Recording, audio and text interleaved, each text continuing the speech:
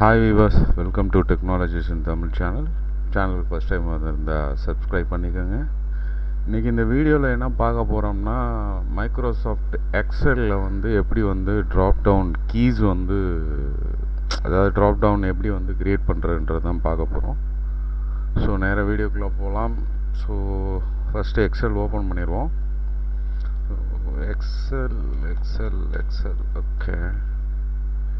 So excel open பண்ணிட்டோம். Open ஆகிட்டுருக்கு. இது வந்து வெர்ஷன் பார்த்தீங்கன்னா 2019. ஓகே.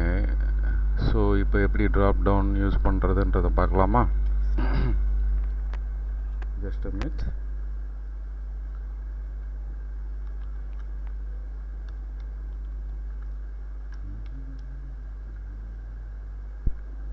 உங்களுக்கு கொஞ்சம் தெளிவாக தெரியணுமேன்றதுக்காக இந்த மாதிரி பண்ணிகிட்ருக்கேன், வேறு ஒன்றும் இல்லை, பெருசாலாம் யோசிக்காதீங்க.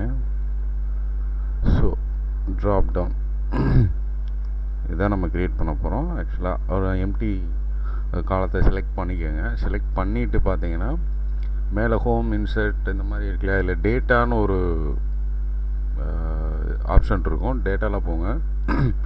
அதில் வந்து பார்த்தீங்கன்னா ரைட் சைடில் வந்து டேட்டா வேலிடேஷன் சொல்லிட்டு ஒரு ஆப்ஷன் கொடுத்துருப்பான். அதை கிளிக் பண்ணிங்கன்னா இந்த மாதிரி டேட்டா வேலிடேஷன் சொல்லிட்டு ஒரு பாப்அப் விண்டோ ஒன்று ஓப்பன் ஆகும். அதில் பார்த்தீங்கன்னா இந்த ஃபஸ்ட்டு இது டிஃபால்ட்டாக எனி வேல்யூ அப்படின்னு சொல்லிட்டு இருக்கோம். அந்த ட்ராப் டவுனை கிளிக் பண்ணிங்கன்னா லிஸ்ட்டு அப்படின்னு சொல்லிட்டு ஒரு ஆப்ஷன் இருக்கும். லிஸ்ட்டை செலக்ட் பண்ணிவிட்டு சோர்ஸ் அப்படின்றத பாருங்கள். அதாவது அதுக்கு அடுத்து இருக்கிறது சோர்ஸில் போயிட்டு இப்போது உங்களுக்கு இப்போது என்ன வேணுமோ அதை வந்து நீங்கள் டைப் பண்ணலாம். இப்போ நான் ஒரு எக்ஸாம்பிளுக்கு மெனு 1 அப்படின்னு டைப் பண்ணிவிட்டு ஒரு கமா, திரும்ப மெனு அப்படின்னு போட்டு 2 அப்படின்னு போட்டு ஒரு கமா, மெனு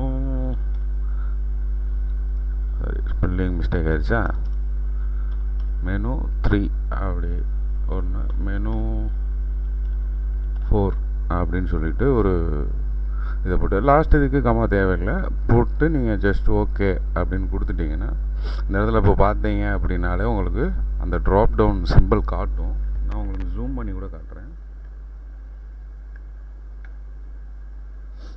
தெரியுதுங்களா?